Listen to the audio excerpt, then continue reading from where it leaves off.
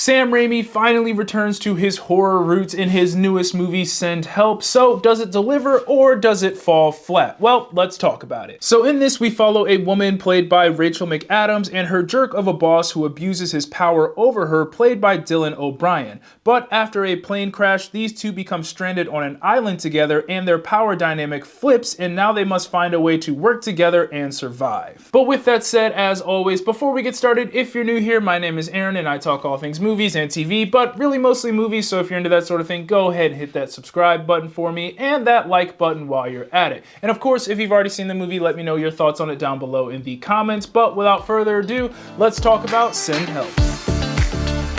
Now, when I hear Sam Raimi and horror in the same sentence, I immediately get excited. So I was very much ready for this movie to come out. But then I saw they were going to release it in January, which made me kind of nervous because January movies usually suck. But after seeing this movie, I'm happy to say that is not the case with this film. So let's jump right into the good. The first thing I have for the good is that this movie simply does not work without Rachel McAdams and Dylan O'Brien. They were phenomenal together in this, and you should watch this movie just for their dynamic alone. There was this power dynamic that they were constantly fighting over throughout this movie, so you never really knew who to cheer for in this thing. On one hand, we have Rachel McAdams, who plays Linda, and she is this overworked employee who's kind of been outcasted by everyone at work, especially her boss Bradley, who is played by Dylan O'Brien, and he is just straight up disgusted with her and is a total jerk to her. So you do kind of feel bad for her in the beginning of this movie because she is this really sweet person that just gets treated like crap by everyone, especially her boss. However, we also learn that she is a survivalist, as this movie shows us countless books that she's read, and also that she's a big fan of survival. So once this plane crash happens and she's now stranded on this island with a boss that hates her,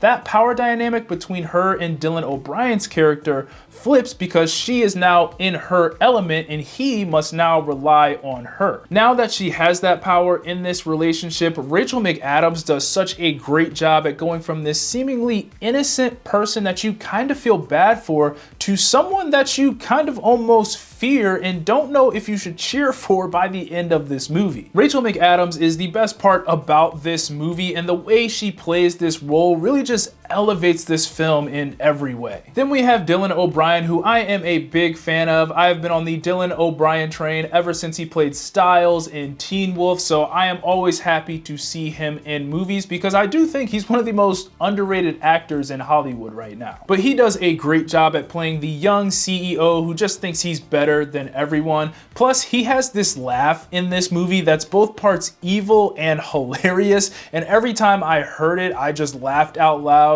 in the theater. And I don't know if that was an acting choice on his part, but I just thought it worked for his character so well. But as I said before, these two fight for power and control over one another throughout this movie, and through that, Sam Raimi is able to explore how that power and control can corrupt someone. He is able to do all of this while injecting some silly humor in there as well, which is my next positive for this film. Now, the humor is where we start to see Sam Raimi's signature style come through. It's dark humor, but there's also some silly and goofy humor mixed in there as well, and I found myself laughing a lot more than I expected to at this movie. Both Dylan O'Brien and Rachel McAdams were genuinely funny in this movie, and they were a joy to watch, but some of the funniest moments in this film came from when they went a little over the top with some of their bits. Whether it was just an absurd amount of blood for a certain situation or just a WTF moment, it all worked really well. But the last thing I have here for the good before we move into some of my mixed and negatives for this movie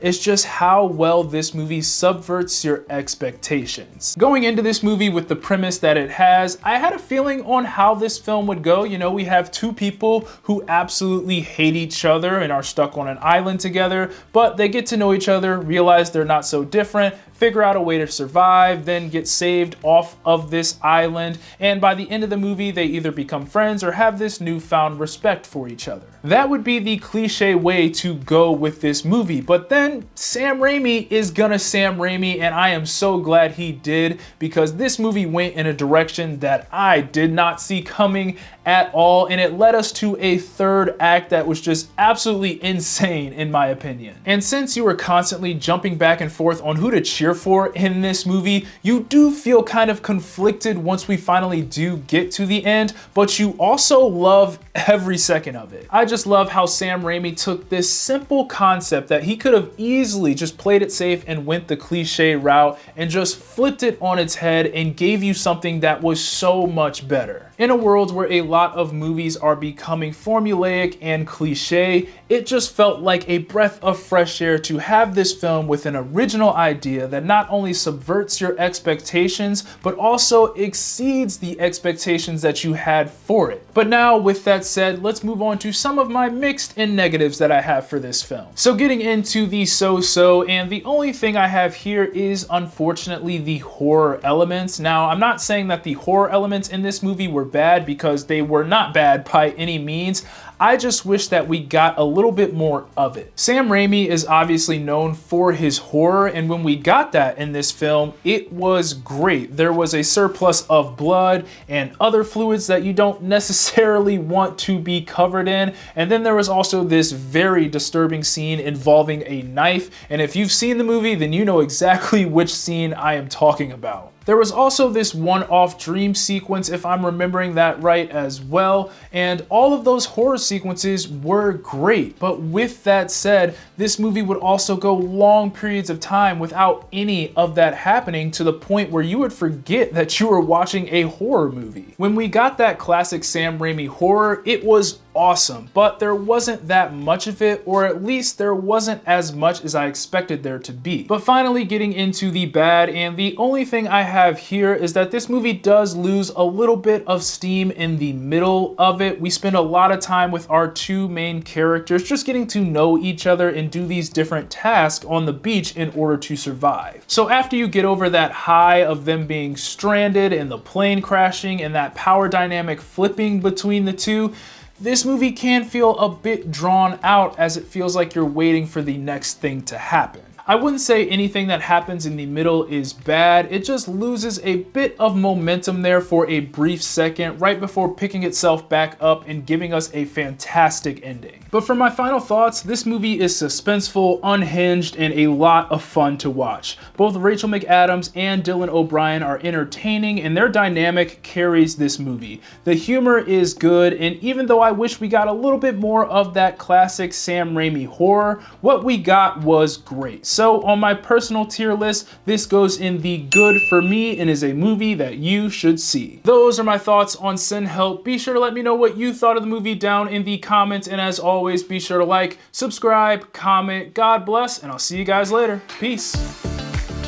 Hey, thanks for watching to the end of the video. Be sure to subscribe, and here's some more cool videos you may like. Alright, that's all I got. Peace.